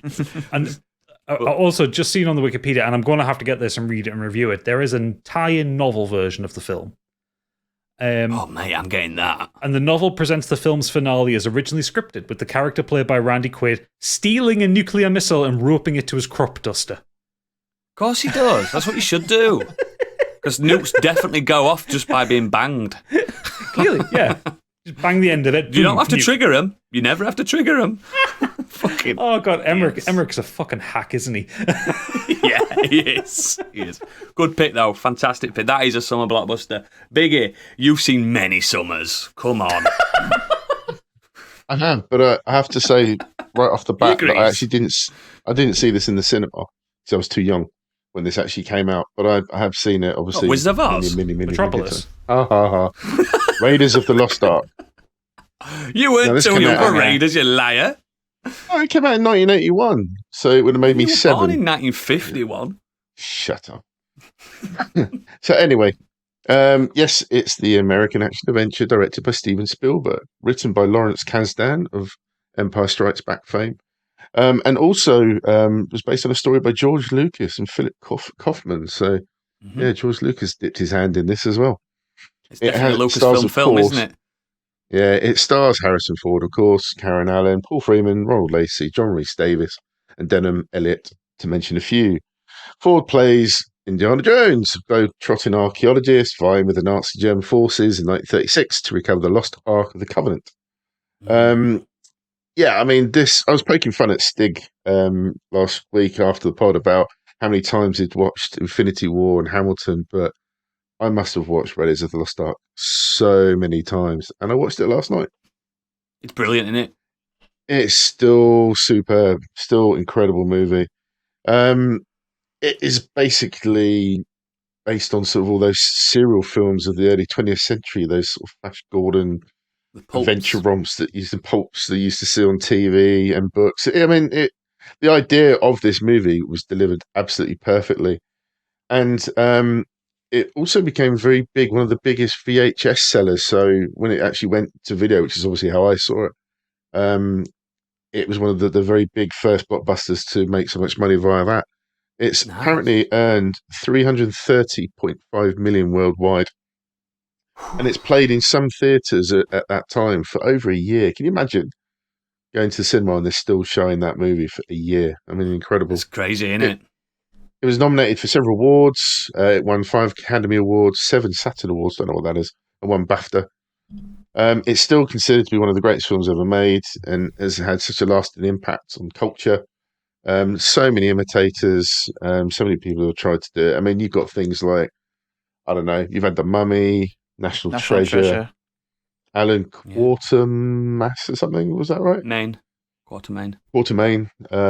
There's lots of other. You got Uncharted, Tomb Raider. Tomb Raider. Yeah, I mean, at the end of the day, it's still incredible that a movie that old has still never really been bettered, in my opinion. It just happened to nail it, and a lot of it is down to Harrison Ford. I think when you first see Indy at the beginning of the movie, you already get this idea that this is not the first time he's done this. That there's history behind this character. His first rodeo. That he knows what he's doing, and he's trying to get that golden idol from the Peruvian temple that's obviously full of booby traps. Escape from the temple. It's just incredible with the ball that's chasing him down. I mean, apparently it was a real set, 65-foot. Harrison Ford did something like 10 takes. Alfred Molina nearly get killed. I don't know about that, but yeah, it's the first performance of Alfred Molina when you first see him. I can imagine a lot of these actors actually did their own stunts, apart from some of the obvious stuff. But I think Ford delivers confidence with his characters that they've got this history behind them. As he's later on quoted, it says, "It's not the years, honey, it's the mileage," and you can just tell that Indiana Jones has had this sort of adventure before. Harrison Ford is great. Is the perfect actor to play him because every role that he's in, he plays as I would rather be anywhere else than here. Yeah, he's disdain. That's what it is. That's just been his entire style for his entire career. If obviously everyone knows that it was going to be Tom Selleck, I'm so fucking glad it wasn't. Oh God, because he'd have been more James Bond, wouldn't he? He'd have been giving it that. And I feel like still would have worked from I feel like Harrison Ford, like he is a hit with the women, but I don't think he could care less if he wasn't. Do you know what I mean? He don't give a fuck. Yeah. And I think with the cast around him, with like Denham Elliott as Marcus Brody, who comes into his own as the movies go on, but he's just so classic as a sort of really loyal friend. The old flame, Karen Allen as Marion Ravenwood, she's amazing in this, and then she's fantastic in it. John Rhys Davis as Salah as well. The vulnerability that you do finally see with Indy is obviously he's afraid of snakes, and in this movie they had anything between 6,000 to 10,000 snakes that they tried to get for that Well of the Soul scene, and apparently none of them CGI. They ran out of anti-venom as well. They had to import some from India, so a lot of the snakes obviously had their issues. There was a plexiglass from the famous scene with the cobra in front of Harrison Ford, so that obviously didn't attack him directly. But again, You can see the that's him in front reflection, of the can't snake. you, of the plexiglass? Yeah. But he don't take you out of it. That's my biggest. Snakes is my biggest fear, and that scene fucks me up. And also the scene at the beginning with the snakes in the boat. That's my pet. When he gets in the boat and in the plane. Sorry, I fucking hate snakes. Having watching it again last night, the stunts still look incredible. The fist fighting, maybe not so much. That's probably dated. The gunfights. There's a lot of sound effect fist fighting. Like oh, definitely, yeah, with someone smacking a piece of ham or melon. Yeah. But it's still delivered with the fun that you wanted from this movie. And I think there's a great scene later on where Harrison Ford is trying to rescue Marion again. And he's standing on the canyon. This was supposed to be in Egypt, but it was actually filmed in Tunisia. And it's the same canyon that was used in Star Wars as well. And he was going to fire a rocket launcher at the Ark. It brilliantly shows that even though he thought he could save Marion, at the end of the day, he's still an archaeologist and he couldn't bring himself to destroy something that he desperately wanted to actually see for himself, which I think was really cool. You remember what's inside the Ark? Death. Apart from death, isn't it? Ten Commandments. It's supposed to be the 10 Commandments, but it's all dust, isn't it? When they open it up, it's just all grains of sand, whatever it is that's in there. Don't spoil it for people that have never watched Raiders of the Lost Ark. All one of them. But the music again was provided by John Williams, and you now have the famous Raiders March theme. It went on to have 2 official sequels and TV series. There have been books and games and everything else based on the character. But I loved it. You know, I've always been a big fan of it. And like Oodles has mentioned before, that Indiana Jones' Temple of Doom is a little bit problematic. Yeah, and I did see that in the cinema. But I still love them. I just think even now, even though there's still going to be an Indy 5, which I just can't believe is actually still happening, but the fact that they've never technically got anyone else to play this character, because I really don't think at the moment if there really is anyone out there who could. Because not with that much disdain. Ford, most actors like being actors. He doesn't. Never has. If you think of all the people that all the roles that Harrison Ford has played, I still think that he absolutely fucking owned Indy.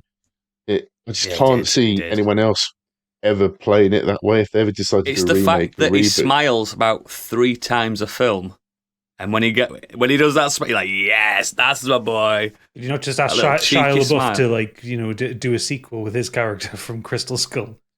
Oh, it doesn't exist.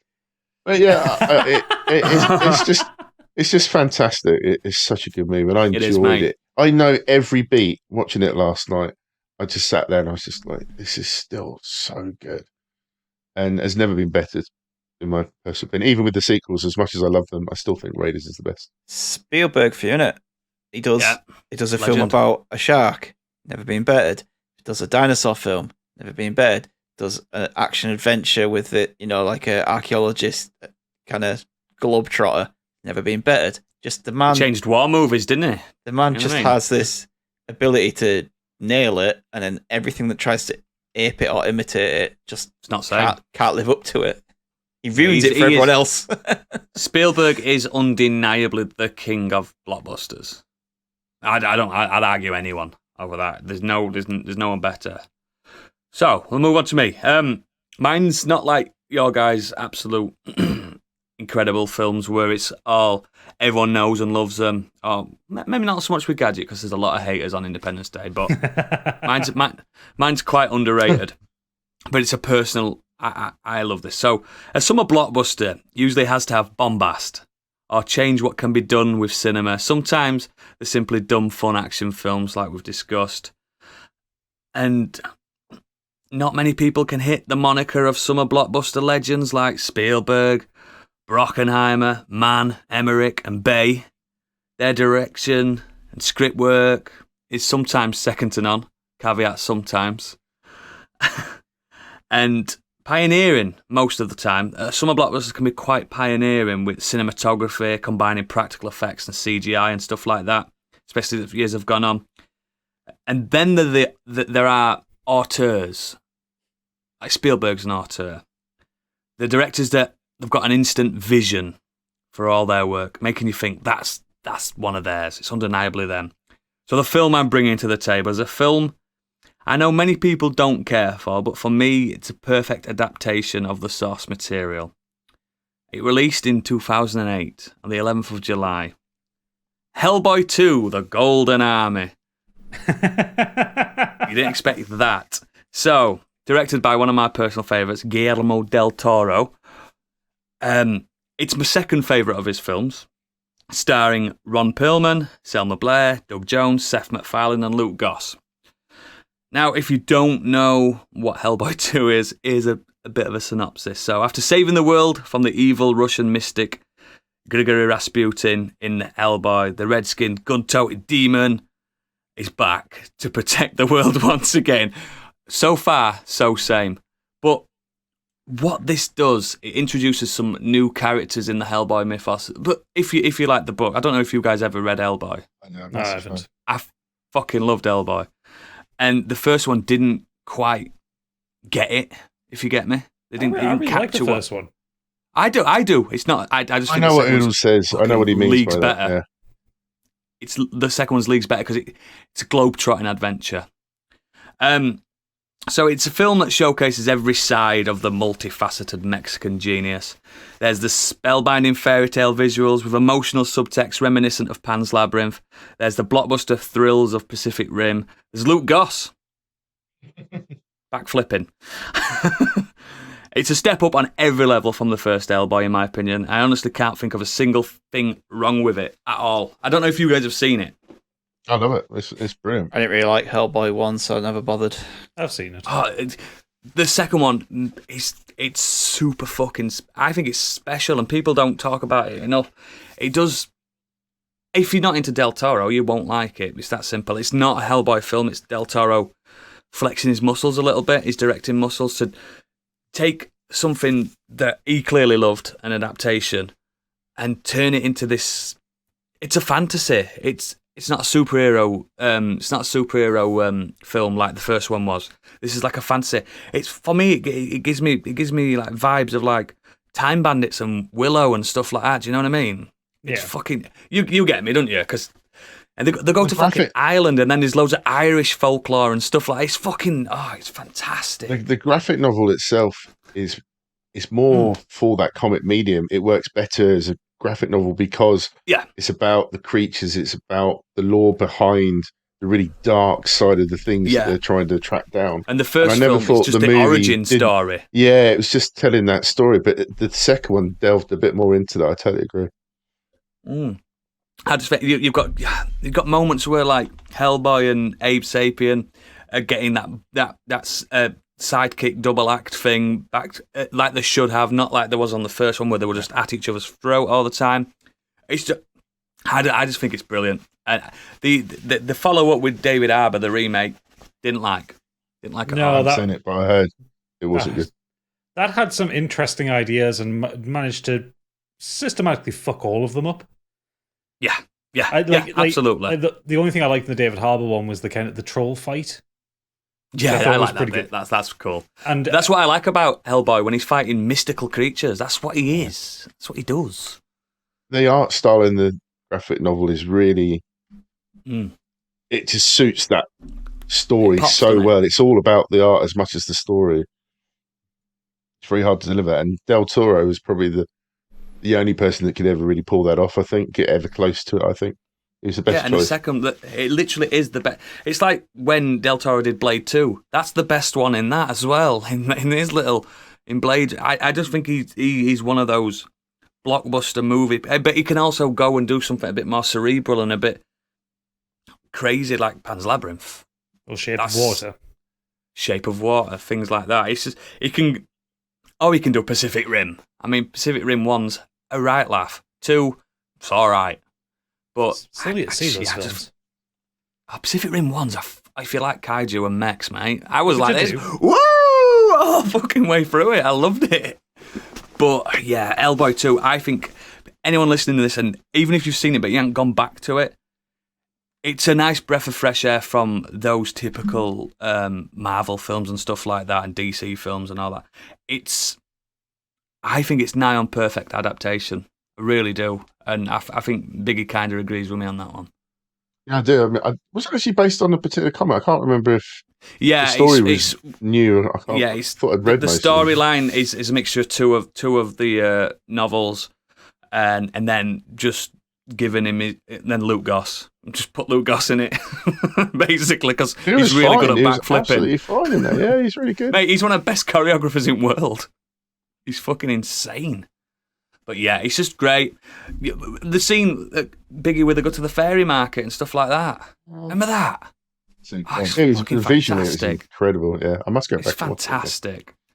I mean, Seth MacFarlane's probably the weakest thing in it, but who's it's not offensive. In that again? What did he do? I can't remember. Who was his role in that? He's the Klaus, the mist, the vapor that's in the diving suit. Was he? He's all right. Yeah, that's him. That's him doing a German accent. Yeah, he's the worst thing in it, but he's not even terrible. But I fucking love Hellboy 2, and I never hear people chat about it. And that's what pisses me off. Everyone always talks about Hellboy 1, saying I really like Hellboy 1.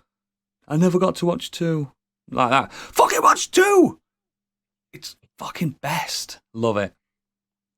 That's mine. Stig? Well, Gadget talked about the highest grossing film in 1996. I'm going to talk about the highest grossing film in 1997. Hey. He's trying to one-up you there. Also, starring Will Smith.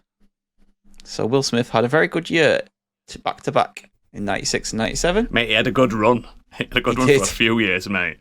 I went to see this film with some school friends. It was someone booked it as a party, go to the cinema and watch this film, and this was the film he was desperate to see, and it's a lot of fun. It stars Tommy Lee Jones as well, and it's Men in Black. Yeah, boy. Also, Gadget's favourite film, isn't it? I love Men in Black. It's a fucking great film. Men in Black is so good. It also stars Vincent D'Onofrio and Rip Torn as well, and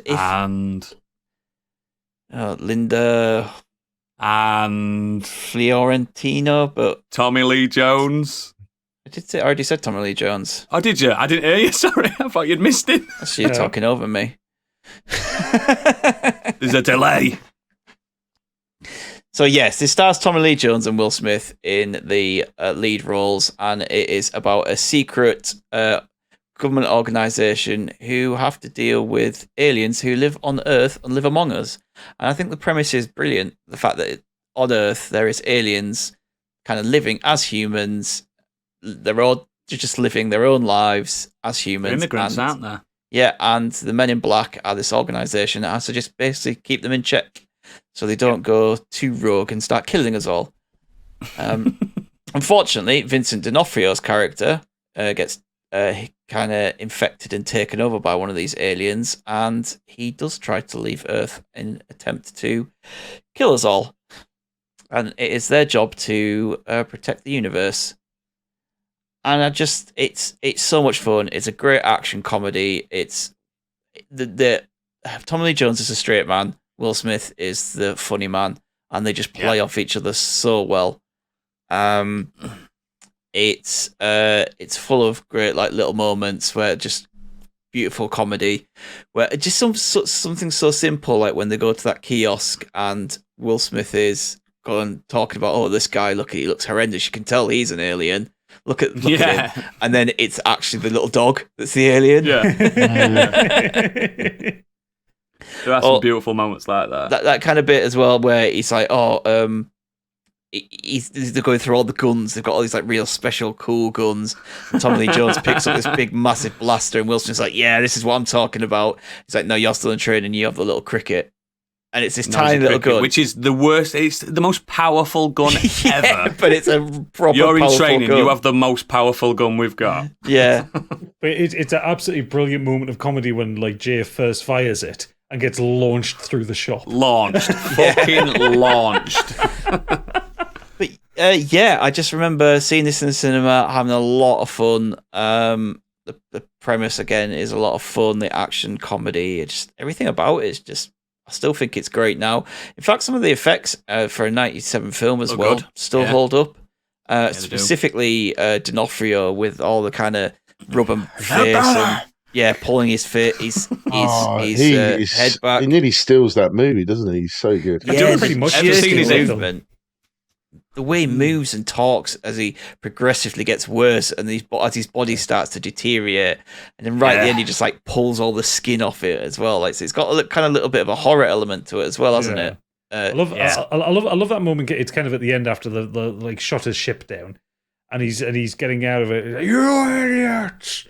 You think this matters? In fact, in a minute, you're not going to be madder. It's not going to be madder." I love that line. It's it's his delivery as well. It's just like this pure rage that he manages to put forward. Like Vincent D'Onofrio is an actor that needs a lot more attention. He's so good. I fucking love him. Yeah, he's amazing at the moment as the Kingpin. Oh, man. He nailed that. Do you know though. he researched that role by watching bug documentaries? So he actually like a cockroach. researched how like bugs move and stuff. And he put on a knee brace so he couldn't bend his legs. And he walked with his like feet forward, didn't he, rather than his body forward. It's so weird. Taped his ankles and like so his legs were all rigid, and the way he moved he turns his head with his body. Wasn't it's human. Fucking cool. I'm just looking on the Wikipedia. Apparently, Vincent D'Onofrio was the third in line for that role. Oh no, he was born to play it. First was John Turturro. I can actually see that though. And the second was Bruce Campbell. Oh, now he's hammed it up too much. He would have, but it'd have been a very groovy. Oh, I'd like to see that, but I just think D'Onofrio plays would. that. I think D'Onofrio does steal that scene, but yeah, I kind of again like the whole concept of the aliens living on Earth is like really cool. Like they have that visual in when they go down to the Men in Black like underground bunker. And there has all these like celebrities on the wall. It's like Danny DeVito and Sylvester Stallone, Steven Spielberg, George Lucas, people like that. They're all aliens. They're all aliens living among us, but no one knew. And then they obviously play on that in the sequels. You have like the likes of I think Michael Jackson and Lady Gaga. No, Michael Jackson's not an alien. He just wants to join the MIB. That's what I keep saying. I thought he was an alien and he just wanted to join. No, if you remember, it's in the second film, isn't it? Yeah. He mentioned now he just wants us to join. he's always trying to call, isn't Man he? in Black. Yeah, they always like put him on hold and like hang up on him. What? Oh, fucking hell, mate! Jesus, I did want to mention on Men in Black, like Barry Sonnenfeld, they adapted because the comic's so dark and it's not what it's based on. It's not a comedy comic, you know what I mean? It's proper dark and government organisations and stuff like that. It's still got aliens in it, but the adaptation to this, I bet there were people pissed off at the time that this is not my Men in Black, but he turned it into a franchise. I think it's mesmerising how they did it. Well, Tommy Lee Jones got them to rewrite things because the original script wasn't in keeping with the tone of the comics. So they obviously played this off more for laughs. You know, getting someone like Will Smith in, you can't. You know, you're not going to get Will Smith in it in the 90s to do a serious role. He was a comedy actor then, wasn't he? Comedy action. You know, he's the comedy in Independence Day. Yeah.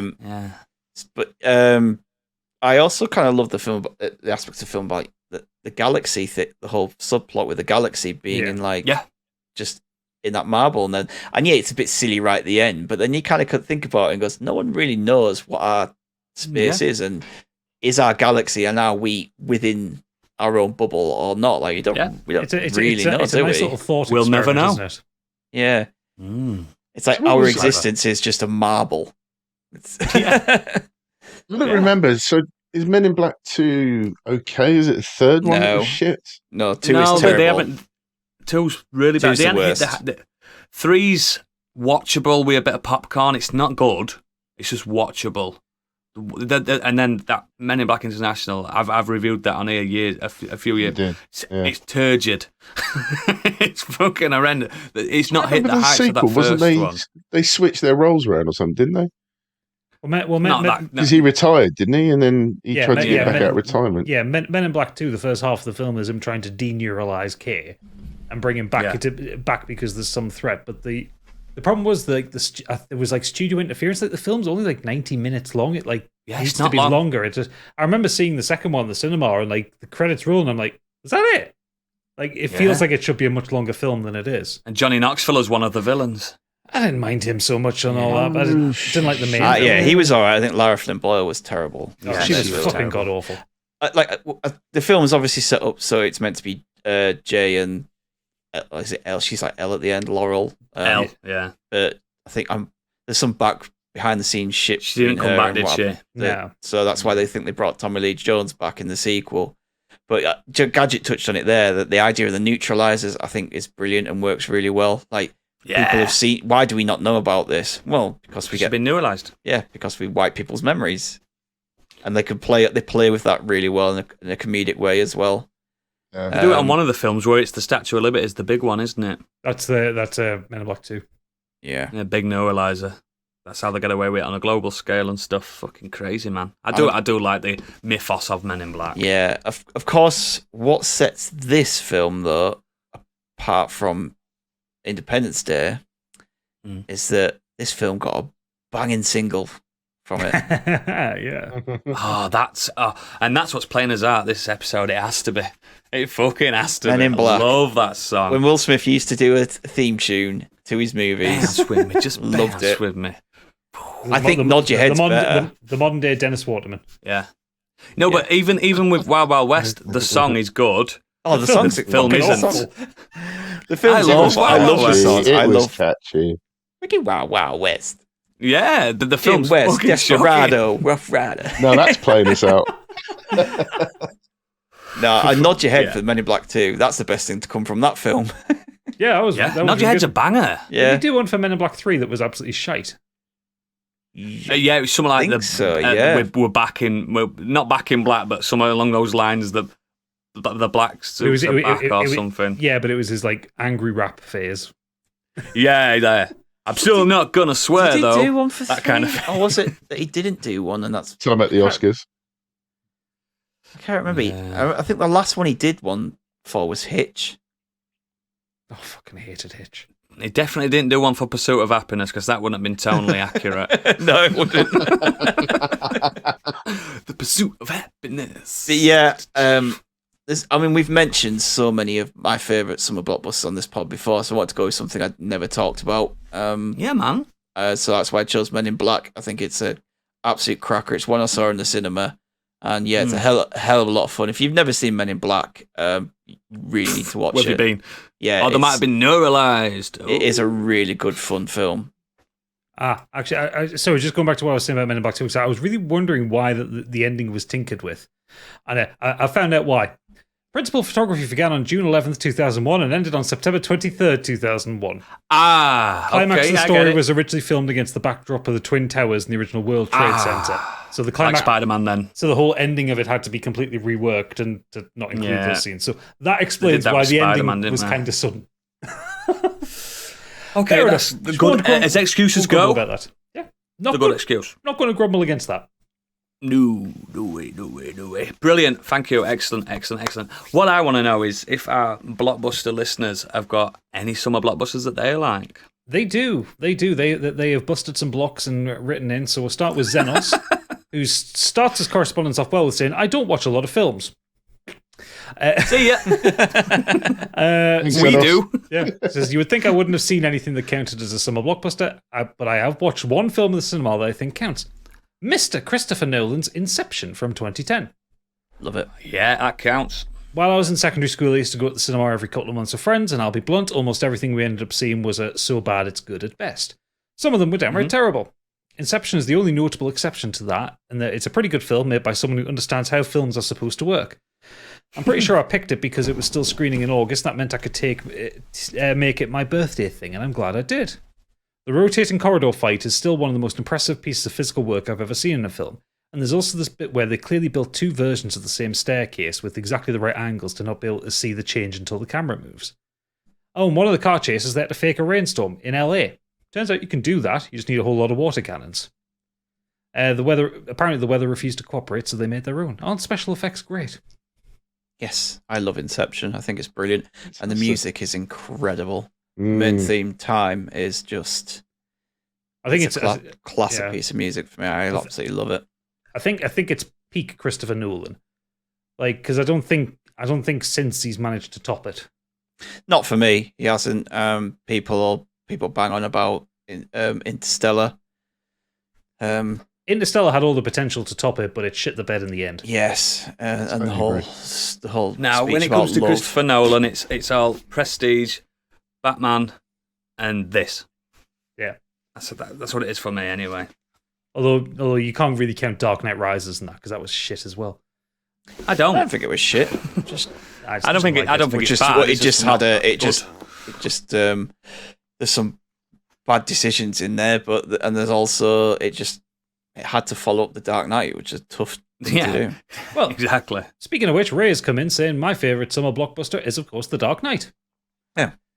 First of all, it's exciting to watch. From a unique art style that catches the spirit of the source material to a storyline well balanced between thriller and action, with a top-notch soundtrack and performance served on top of making the filmmaking a perfect banquet for summer. Secondly, the movie can be described as genre-defining, but there is still nothing quite like it after almost 15 years. The Mimickers tried to replicate The Dark Knight's success, but only got dim graphics in return. As such, there is still one and only of its kind. Although there's lots of good blockbusters, I have no difficulty in picking this one as my favourite. Yeah. Okay. But, I mean, the Batman, that's fucking... In my head, I still skirt, is Dark Knight better than that, or is the new Batman better? I think you can probably argue that they're equally good in different ways. Yeah, because one is full summer blockbuster, one's a Batman cerebral. Film. Yeah, one's a bit more. You guys watch like the Batman again the second time around yet? Because I think I'd like to go back and watch it again to. I've watched it 3 times. I haven't found time to watch it for 3 hours. I've got other stuff to watch. I'd like to go back and see it. Yeah, it's but yeah, I really like The Dark Knight, and there's plenty of moments in it which are, which just always stick in my mind. Like the one that always keeps going with me is when they flip the truck, and that being God, it's so good. That being a practical effect as well. Like they've really flipped a fucking truck. Yeah, they did it. Opening heist is awesome. Really cool. Yeah, the opening heist is great. I love the It's that kind of that monologue from Joker it's at the very end where like Batman's kind of looking out over the 2 ferries that are going in different directions, and you've got the Joker hanging upside down, just giving his whole chaos speech. I fucking love that whole sequence. Yeah, fuck, that is a summer blockbuster, man. Yeah. Adam Golightly saying, for me, it's got to be Jurassic Park in the summer of '93. Me, me mum, me dad, and me gran were off. No, sorry. Me, me mum, me dad, and me sister went with a family friend and their kids. I remember it well. I remember it well. Just as the layer who was sent to check on the park was eaten. The lawyer. Layer. Learn to write, Adam. The lawyer who was sent to check on the park was eaten on the loo by the T-Rex. I absolutely shit myself and wished I'd sat with my mum. That film was the talk of the playground for what seemed like years, and it's still in my top 3 films of all time now. Yeah, we were banned from picking Jurassic Park. We've talked about it enough. Because it is the best film ever made. We've talked about it enough recently. Yeah. In some opinion. It is the best film ever made, Biggie. Unanimous voting. Lee Davis has said, Raiders, mate. I'll add that it has great cinematography, iconic lead performance, and one of the best soundtracks, and it's the first film I saw at the cinema. That's a pretty high standard to start with, isn't it? That's Biggie and Lee Davis entering a romance now. Yeah. And last up, it's Best Boy Angry Kurt. My favourite summer blockbuster is the recent film Top Gun Maverick. I'm really surprised how much I enjoyed this film, as merely a week before seeing it, I watched the original and thought it was very average. In fact, I thought it was so boring I didn't hold it much hope for Maverick, but I adored it and would say it's my favourite action film ever after Die Hard. The action was just so well choreographed, and I felt genuine peril for the characters involved. It was superbly shot and I was gripped throughout. Granted, I did see it at the 4D IMAX cinema, which would no doubt heighten the experience, but I think it would have been equally as good without, and I can't wait till it's released on Blu-ray to buy, which is something I only do for my all-time favourite films. Yeah, it's incredible. I think I've missed my chance to see it, because obviously I'm seeing Thor this week, and now really want to see Elvis. I'm not going to get a chance to see Top Gun. I watched Top Gun. Watch it on the original the night before we saw Maverick, and it's really funny watching the original, which is fine. And the scenes with the planes is absolutely fine. It's dated a bit. Then you go and see Maverick, you're like, fucking hell. Is it like a different fucking dimension? Yeah. Here we go. Totally. Do you think in his 4D, do you think he had like a yoke and a throttle and stuff? Well, no, that's the thing where it like blows air in your face and moves the chairs and stuff like that, doesn't it? Oh, that'd make me sick. I'd be dead. That's it with that. How can I nip off for a poo when chairs flipping around? I'd be fucked. Oh, excellent. Thank you very much for writing in. So, as always, links to all our extracurricular activities are in the show notes and at modernescapism.co.uk, and please consider becoming a patron to help support our endeavour. Next week, we're continuing our summer theme with the big fat Modern Escapism Summer Barbecue. It's gonna be wild. Trust me, because barbecues, they come and go, but so do we. But don't forget, Alien RPG. Yes, this Saturday. Alien RPG. Another blockbuster. Oh, I can't stop thinking about this. Oh, I'm so excited. So hyped for it. I've read through the scenario so many times. I'm ready for this. So join us 7:30 p.m. Saturday, the 9th of July, twitch.tv/Modern Escapism. All 5 of us are playing, plus Jack from the Sequelizers. He's joining in as well, so I get to kill someone from another podcast, which is brilliant. Try. The VOD will be up the next day, and it's going to hit. If you can't watch it, or you don't want to watch it, or you're just happy to listen to it, it's going to be on both the Modern Escapism and the Scorched Sheep podcast feeds about a week later, when I get a chance to edit it. For you guys that have listened to us and you've not dipped your toe into Scorched Sheep or Dungeons & Dragons at all, this live event will be the perfect thing for you just to get a feel for what it actually is like for poor Gadget. Yeah, having to deal with your bullshit. Yeah, get ready. I think it's gonna be wonderful. So I keep thinking about it. I can't stop thinking about it. I'm like, oh, I hope it don't fuck up. This is actually me having to concentrate. I've done live things with you guys many times. This I've got to concentrate. I've got to do maths live. I'm so scared. Yeah, you do. Oh, but yeah, this has been an episode, and for those that aren't patron, good night.